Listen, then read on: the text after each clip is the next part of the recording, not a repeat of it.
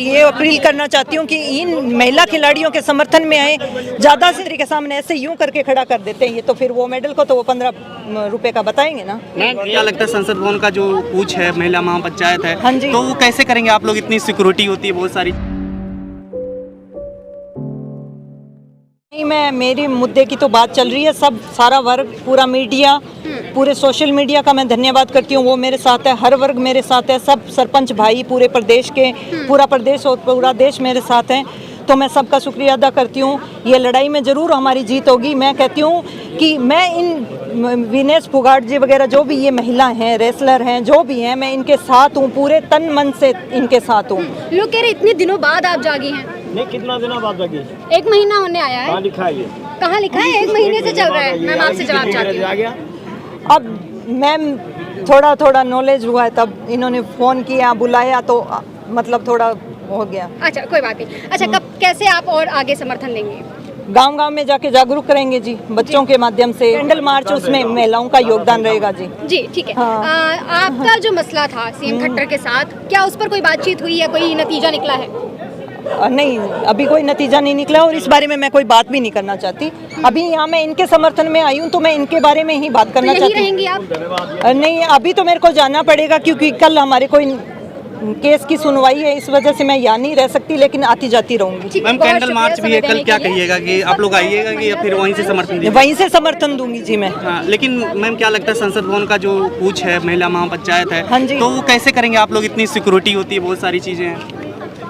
वो तो जी जब जनता उमड़ती है, अगर जनता सहयोग देगी तो सिक्योरिटी अपने आप टूट जाएगी जी। क्या अपील करना चाहेंगे एक सरपंच होने के नाते? और मैं एक महिला सरपंच होने के नाते सारी महिलाओं से ये अपील करना चाहती हूँ कि इन महिला खिलाड़ियों के समर्थन में आए, ज़्यादा से ज़्यादा समर्थन दें आप और इनका साथ दें न्याय की लड़ाई में। और मैं देश के प्रधानमंत्री जी श्री नरेंद्र मोदी जी से भी कहना चाहूँगी कि सर, आप एक जिम्मेदार पद पे हो, देश के प्रधानमंत्री हो, ये आपका ही नहीं देश का नाम खराब हो रहा है, क्योंकि ये खिलाड़ी आप अपने देश के लिए मेडल लेके आते हैं, दूसरे देश के लिए नहीं लेके आते। फिर क्यों खेलेगा एक खिलाड़ी और एक ओलंपिक में खेल के मेडल लेके आके? तो वो युद्ध वाली तो वो बहुत हो जाता है, किसी जगह पे कब्जा करना या उसको उसमें बहुत जान माल का नुकसान, पैसे का, ये होता है। इसमें खिलाड़ी की 100% खुद की मेहनत होती है और नाम रोशन होता है देश का। आपने तिरंगे का नाम रोशन बोला, लेकिन मैम जो ब्रिजभूषण शरण है जिसके खिलाफ आरोप लगे हैं, वो तो मेडल को 15 रुपए का बता रहे हैं। बोल रहे हैं कि मेडल क्यों वापस करना है, करोड़ों रुपए की जो ट्रेनिंग में लगे उसको वापस कीजिए, मेडल तो 15 रुपए में बिक जाएगा। उनकी सोच है मैम, मेडल जो 15 रुपए का बता रहे हैं वो उनकी सोच है। एक जो बच्चा या बच्ची बहुत छोटी उम्र से प्रैक्टिस करने लगता है, अपना खून पसीना बहाता है, तब जाके मेडल आता है एक देश के लिए। 15 रुपए का उनके लिए होगा। वैसे तो सरकार जो कलेक्टर है वो इंडिया का सबसे टफ एग्जाम है, लेकिन एक 5 पढ़े हुए मंत्री के सामने ऐसे यूं करके खड़ा कर देते हैं ये, तो फिर वो मेडल को तो वो 15 रुपए का बताएंगे ना। 1 महीना से ज्यादा गुजर गया, लेकिन अभी तक कोई सुनवाई नहीं हुई, क्या कहना चाहेंगे? ये कहना चाहूँगी कि जल्द से जल्द सुनवाई करो। आप बेटियों को बचाने की बात कर रहे हो, बेटियों को पढ़ाने की बात कर रहे हो, फिर किस बात की? कभी आप कहते हो उलझाते हो हमें हिंदू राष्ट्र बनाने के बारे में, कभी कुछ बनाने में, कभी रुपयों के मामले में देश को लाइन में लगा रहे हो, तो न्याय दे दो हमें। बेटियों को बचा के फिर क्या करोगे जब बेटियां जो जिंदा है उनको न्याय नहीं दे रहे हो, पेट वालों की आप रक्षा कर रहे हो? आपका कितना समर्थन रहेगा? मेरा 100% समर्थन रहेगा। मैं अपने गांव में बैनर लगाऊंगी, गांव-गांव में जाके जागरूक करूंगी इस आंदोलन के बारे में। और 30 दिन तो हो गए धरने को, आपने अभी हिंदू राष्ट्र का जिक्र कर दिया। मैं ये बताना चाहूंगी कि कई बार ऐसा हुआ कि यहाँ पर ये धरना चल रहा है और इसी के सामने ही कई बार देखा गया कि हिंदू राष्ट्र की मांग करते हुए लोग आए और उनकी ये मांग थी कि इसी 15 अगस्त को देश को हिंदू राष्ट्र घोषित कर देना चाहिए। ये बताइए मैम, इतने सालों से 75 सालों से हमारे साथ मुसलमान रह रहे हैं, कभी कोई खतरा नहीं हुआ।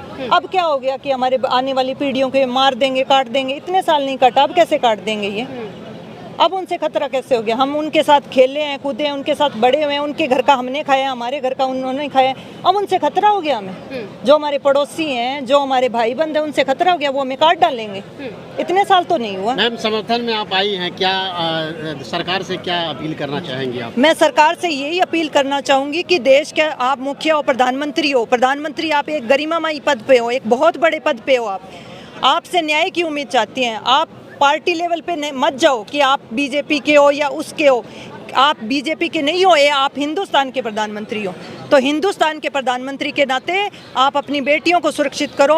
अपने देश में जो भी महिला या किसी के साथ, किसी भी तबके के साथ अगर अन्याय हो रहा है तो उस अन्याय को आप ख़त्म करो। आप एक बहुत बड़े जिम्मेदार पद पे हो, आप राजा हो, हम प्रजा हैं। मैम आखिरी सवाल, आपका जिस तरह से मौजूदा सरकार है, अभी की जो मौजूदा सरकार है सेंट्रल में बैठी है, नज़रिया क्या है आपका, ये बताएं।